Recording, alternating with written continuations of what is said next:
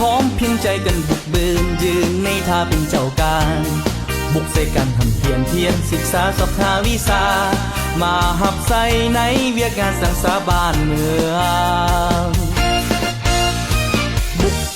บุกบ่หยุดยั้งหวังให้มวลปวงประสาได้มีนานเบิกบานบุกใส่การป้องกันศาสตร์ประสาทรัพย์สินดินแดนที่หวงแหนแสนหักแพงอยู่เหนือสีวาบุกเดินก้าวเศร้าหนุ่มเราสู้ทนผลิตผลสูงกำลังและเหือแห้งองค์ทุ่งสีแดงนั้นสุดที่อบอุ่นใจ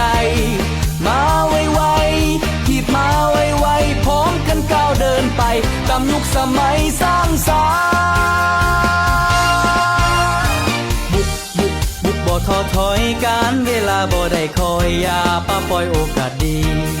บุกเสดันเด็ดงานสร้างแก่นสารให้ทั่วถึงกันให้คำขวัญของสาวหนุ่มปรากฏเป็นจริง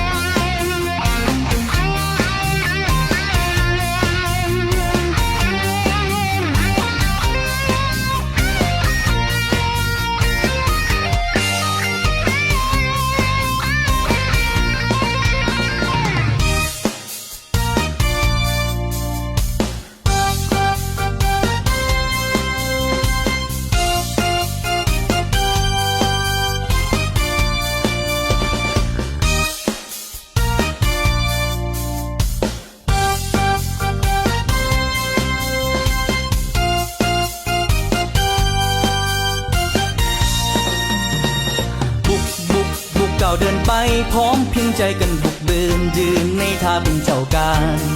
บุกใส่กันทำเพียรศึกษาสอบหาวิชา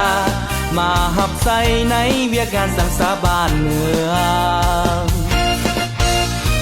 บุกบ่หยุดยั้งหวังให้มวลปวงประสาได้มีนานเบิกบานบุกใส่การป้องกันศาสตร์ประสาทรัพย์สินดินแดนที่หวงแหนแสนหักแพงอยู่เหนือสีวาเดินก้าวเศร้าหนุ่มเราสู้ทน